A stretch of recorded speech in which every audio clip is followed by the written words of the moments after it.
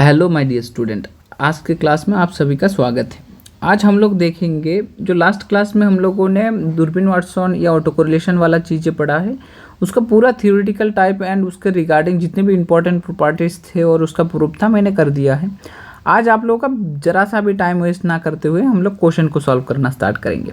ठीक है, चलो पहला क्वेश्चन हमारे पास दिया गया है। ये क्वेश्चन जो आप लोग देख रहे हो ये पहला क्वेश्चन है हमारे पास, और पहला क्वेश्चन में दिया गया है ऑटो कोरिलेशन या serial correlation of regression error means हमारे पास जो वाई आई इक्वल टू आप लोग अल्फ़ा प्लस बीटा एक्स आई प्लस एप्सलन आई या ई आई लिखते हो।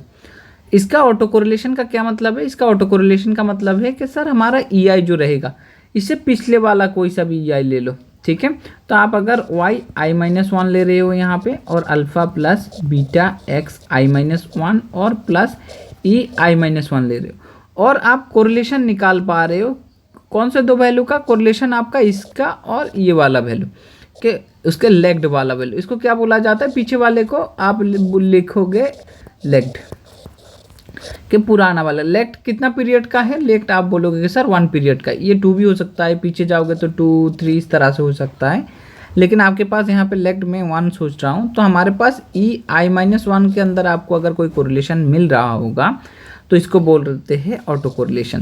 तो ऑटो कोरिलेशन और सीरियल कोरिलेशन का क्या मीनिंग है? यहाँ पे दिया है correlation among the explanatory variable. Explanatory variable हमारे पास क्या होता है? एक्सप्लेनेटरी वेरिएबल ये होता है, तो इसका तो कोरिलेशन नहीं है, तो ये ऑप्शन सही नहीं होगा। Correlation between the residual of different observation order in time and space. देखो ये टाइम ही तो है वाई आई और उससे एक पीरियड पीछे, तो हमारा कोरिलेशन बिटवीन रेसिडुअल। हाँ देखो आप लोगों ने ये लास्ट वाला जो टर्म होता है इसको हम लोग क्या बोलते हैं? एरर, और नहीं तो हम लोग बोलते हैं रेसिडुअल। ठीक है, तो हमारे पास चीज़ें किस तरह से आ गया? हमारे पास चीज़ें इस तरह से आ गया कि correlation between the residual of different observation with respect to time and space, आप ऐसा सोच लो। तो हमारे पास ये जो कोरिलेशन है इसके लिए ऑप्शन बी सही बैठेगा। सी में क्या दिया है? Correlation between the fitted and observe value. नहीं, फिटेड के बारे में कुछ नहीं बोला गया है। हेटेरोस्केडेस्टिक इन रेसिडुअल, ये हेटेरोस्केडेस्टिक इन रेसिडुअल इसके बारे में भी कुछ नहीं बोला गया है, लेकिन हमारे पास ये एप्सिलॉन आई जो होगा वो इंडिपेंडेंट नहीं रहेगा। यहाँ पे अगर आपका ऑटो कोरिलेशन एग्जिस्ट कर रहा होगा ना, तो मैंने लास्ट क्लास में बोला भी है कि ये एप्सिलॉन जो है ये आपके पास नॉट इंडिपेंडेंट, आप इसको डिपेंडेंट लिख सकते हो, नॉट इंडिपेंडेंट मैं अभी लिख रहा हूँ। लास्ट क्लास में मैंने ऐसा ही लिखा था, तो आप लोगों को पता चल गया है कि ऑटो कोरिलेशन 1 का क्या मीनिंग होता है। चलिए नेक्स्ट क्वेश्चन पे देखते हैं। क्वेश्चन नंबर 2, एक स्टैटिस्टिक आप लोगों ने पढ़े थे जो था हमारा दूरबीन वाटसन स्टैटिस्टिक। तो दूरबीन वाटसन में आप लोगों ने जो रेंज निकाले थे दूरबीन वाटसन, वो रेंज हमारे पास एक्चुअली 0 to 4 बन रहा था। ठीक है, 0 to 4 बन रहा था। लास्ट क्लास में हमने इसको किया था, तो हमारा जो रेंज रहेगा वो 0 to 4 दूरबीन वाटसन के लिए सही रहेगा। ये दूरबीन वाटसन क्यों यूज़ किया जाता है? जब auto regressive series of order 1 हो तभी हमारा दूरबीन वाटसन सबसे ज़्यादा बढ़िया काम करता है, और नहीं तो नहीं करता। यही इसका लिमिटेशन भी है, तो आप लोग इसको याद करके रखोगे। ठीक है, चलो क्वेश्चन नंबर 3 पे आते हैं। Which expression is equal to the Durbin Watson statistics. जो चीज़ें आप लोगों ने पढ़ लिया है कि सर दूरबीन वाटसन हमने ऐसे पढ़े थे कि दूरबीन वाटसन स्टैटिस्टिक्स हमारा टी इक्वल टू 2 से स्टार्ट होता है, कहाँ तक जाता है? एन वेरिएबल तक। तो यहाँ पे बैठता था ई t minus e t minus 1 इसका स्क्वायर, और नीचे बैठता था समेशन ओवर टी हमारा नीचे 1 से स्टार्ट होकर एन तक, और ये ई टी स्क्वायर।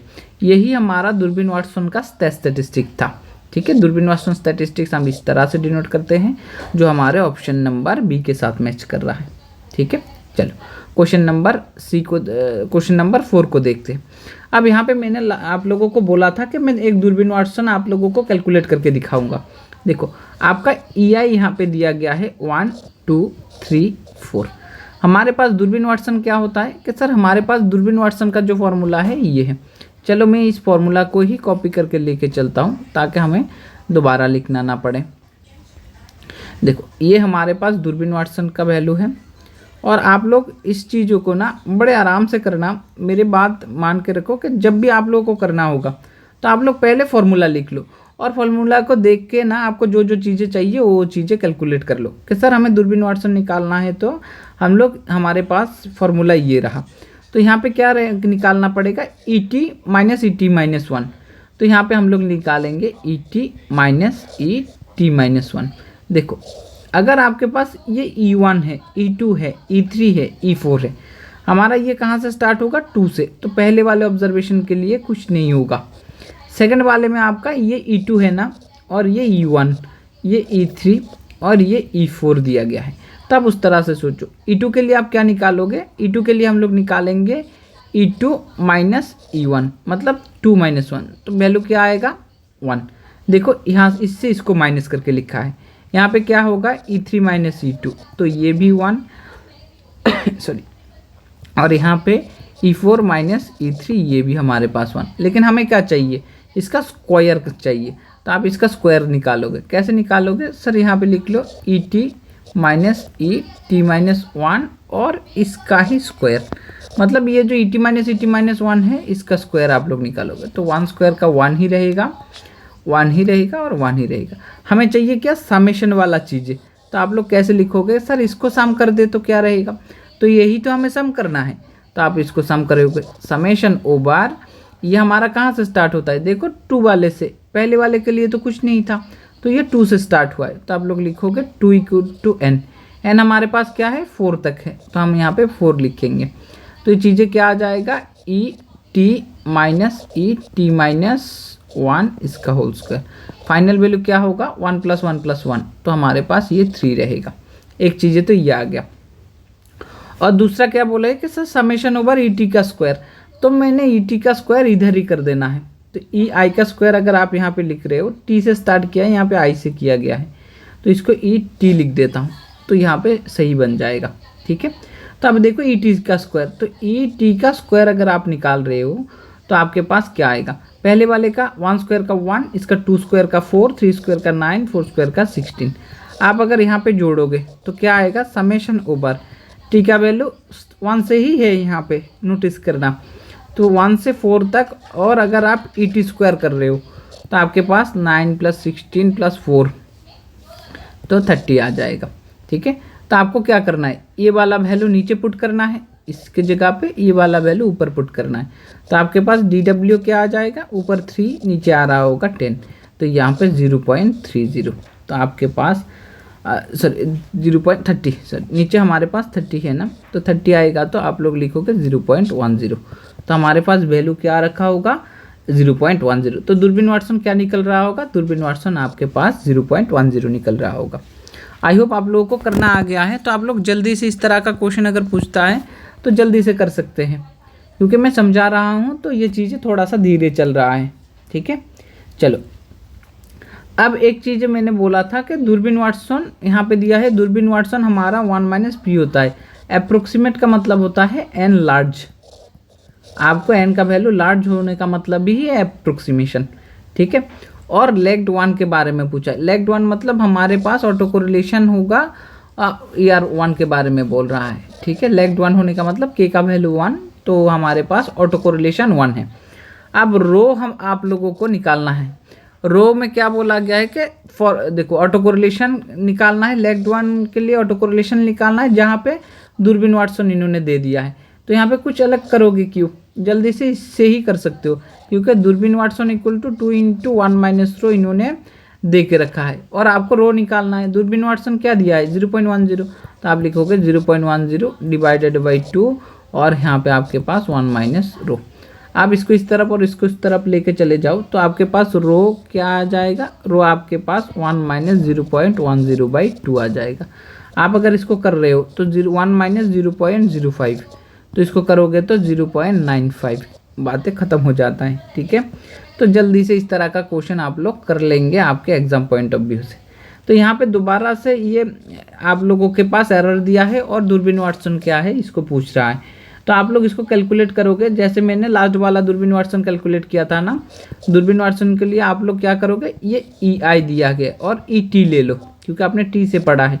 तो आपके पास E1 क्या होगा 1, E2 क्या होगा -1, E3 क्या होगा, मैं नहीं करने वाला पूरा, ये आप लोग करोगे लास्ट वाला क्वेश्चन को देख देख के।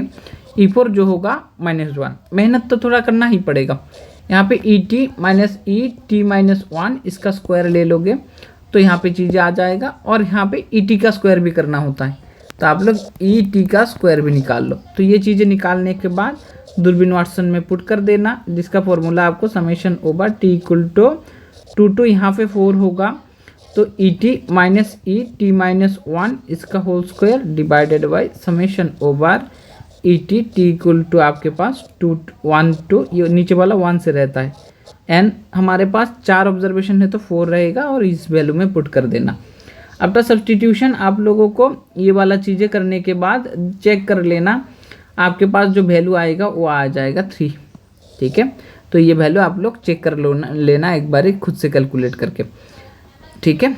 मेहनत करना है, करके चेक करना है। चलो, नहीं समझ आ रहा है तो पहला वाला देखो, आपको पहले वाले में कुछ खामियां रहा होगा इसलिए सॉल्व नहीं हुआ, ठीक है। अब देखो ऑटो रिग्रेसिव सीरीज 1 हम लोगों ने पढ़ लिए थे ना, तो बोला है इन व्हिच कंडीशन ऑफ रो, मतलब कौन से कंडीशन में ये जो कोरिलेशन है हमारा, ठीक है, कौन से कंडीशन में हमारा ये एंश्योर करेगा स्टेशनरी ऑफ एरर प्रोसेस। 2 चीज़ें होता है, आप लोग लिख के रखना कि auto regressive series of order 1 हमारे पास स्टेशनरी कब बनेगा, लिख के रखो कि जब हमारे पास ये, इसका मीनिंग होता है कि आपका -1 टू रो जब आपके पास +1 के बीच रहेगा तब ये स्टेशनरी है। कब स्टेशनरी नहीं है, auto regressive series of order 1 आपका क्या नहीं बनेगा, नॉन स्टेशनरी। नॉन स्टेशनरी आपका कब बनेगा, आपको याद करके रखना है कि रो हमारे पास जब ग्रेटर देन 1 बोला जा रहा है कि 1 से ज़्यादा होगा तो हमारे पास ये नॉन स्टेशनरी आ रखा होगा। तो यहाँ पे पूछा क्या आ गया है, किसके लिए नॉन स्टेशनरी बनेगा, ठीक है ना, ये स्टेशनरी, हाँ स्टेशनरी पूछा है, तो हमारे पास बी वाला चीज़ सही बैठेगा। याद करके रखना है, रिजल्ट बेस्ड क्वेश्चन है, प्रूव भी कर सकते हैं लेकिन याद कर लो सफिशिएंट रहेगा।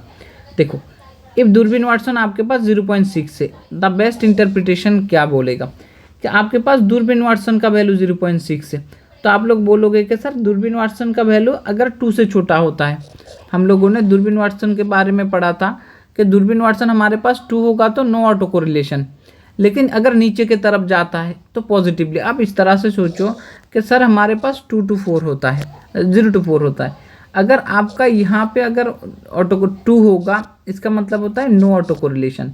अगर नीचे रहता है तो ये हमारे पास पॉजिटिव होता है और ऊपर रहता है तो नेगेटिव होता है, इस तरह का चीज़ें आप लोग मान लो।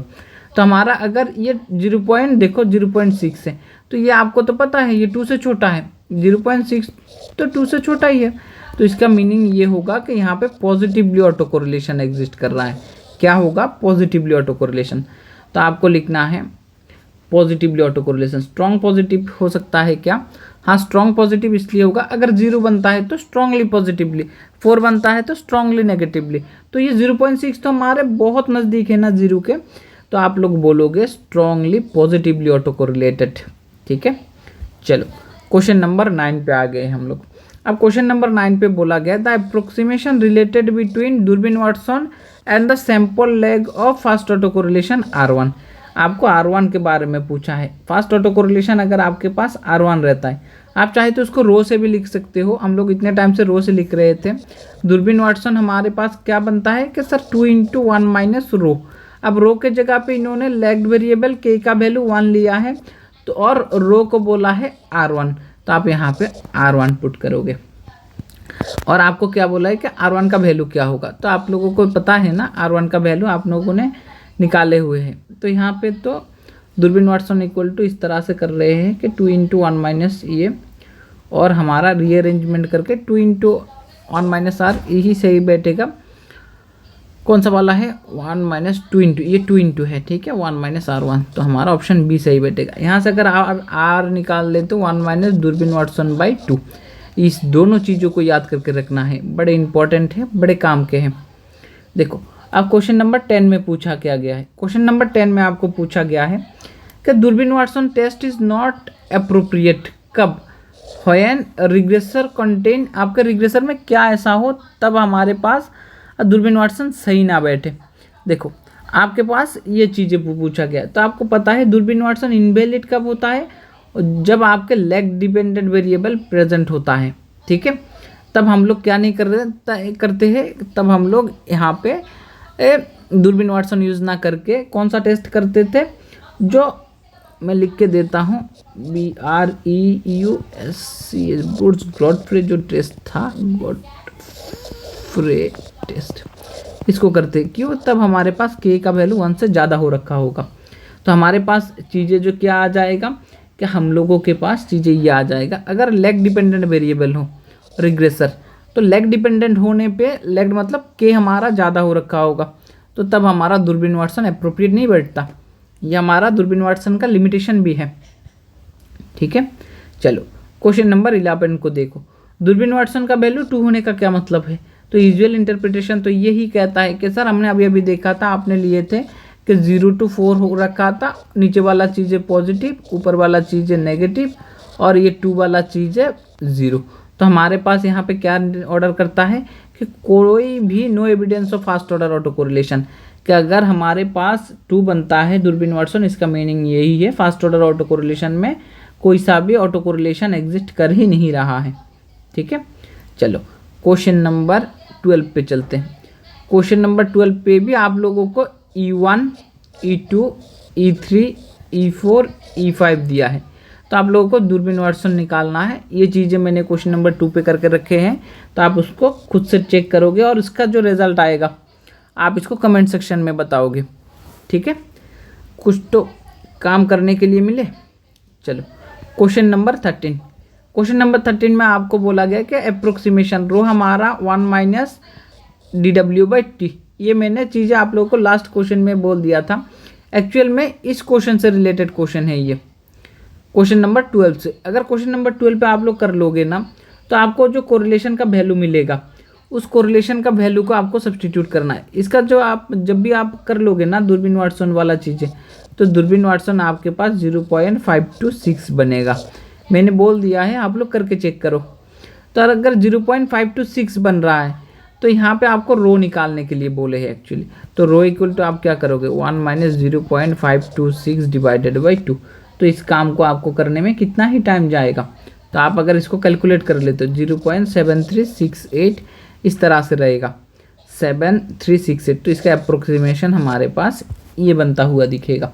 ठीक है, चलो क्वेश्चन नंबर 14 पे देखो। 14 पे सिर्फ एक ही चीज़ मैंने बोला है, ये जो ब्रूच गॉडफ्रे टेस्ट और दूरबीन वाटसन टेस्ट, हमारे ब्रूच गॉडफ्रे टेस्ट प्रेपार्ट होए कब हमारा ब्रूच गॉडफ्रे या बीजी टेस्ट यूज़ करेंगे आप लोग। Fast order auto correlation possible नहीं, हमने ऐसा नहीं बोला है। फास्ट ऑर्डर ऑटो कोरिलेशन होने पे तो हम लोग दूरबीन वाटसन यूज़ करते हैं। सेकंड देखो, they are may be higher order of serial correlation. Yes, अगर आपके पास ET और ET-3 है, तो हमारे पास के का वैल्यू क्या आ गया, 3 आ गया। अगर के का वैल्यू 1 से ज़्यादा होगा, तब हम लोग इसको दूरबीन वाटसन को यूज़ नहीं कर पाएंगे, तब हमें बीजी टेस्ट यूज़ करना पड़ेगा। तो तभी हमारे पास लेग डिपेंडेंट वेरिएबल होगा, तब हम लोग क्या करेंगे, तब हम लोग बीजी वाले टेस्ट को यूज़ करेंगे। ठीक है, देखो क्वेश्चन नंबर 15। क्वेश्चन नंबर 15 में बोला गया है, give the lower and upper दूरबीन वाटसन क्रिटिकल वैल्यू, मतलब DL और DU, जो मैंने लास्ट क्लास में बोला था कि आपके पास 0 to 4 है और 2 चीज़ें रहता है, एक L रहता है, एक DU रहता है। अब इस तरफ तो आपका नेगेटिव कोरिलेशन होता है, इस तरफ पॉजिटिव, और ये वाले रेंज में आता है तो आपके इनकंक्लूसिव होता है, मतलब आप चीज़ों को डिसाइड नहीं कर पाते। ठीक है, तो अगर इनकंक्लूसिव होता है, 2 का मतलब तो 0 होता है ऑटो कोरिलेशन, यहाँ पे पॉजिटिव, यहाँ पे नेगेटिव, यहाँ पे 0, और इस रेंज के अंदर आपके इनकंक्लूसिव रहता है। तो हमारे पास क्या हो जाएगा, for the positive serial auto correlation the inconclusive, कब इनकंक्लूसिव बनेगा, जब DW हमारे इस रेंज पे आएगा, इसका DL से ऊपर और DU से नीचे। ठीक है, क्वेश्चन नंबर 16 को देखो। यहाँ पर भी आप लोगों को एक चीज़ दिया गया है, लेकिन उसको कैलकुलेट करने के बाद आप पॉजिटिव नेगेटिव बताओगे। तो इसमें से आप लोग दूरबीन वाटसन को कैलकुलेट कर लेना और कैलकुलेट करके मुझे आंसर ऑप्शन कमेंट सेक्शन में बोल देना। ठीक है, क्वेश्चन नंबर 17 को देखो। क्वेश्चन नंबर 17 में आपको पूछा गया है, which of the following is true when fast order auto correlation is present but OLS is use.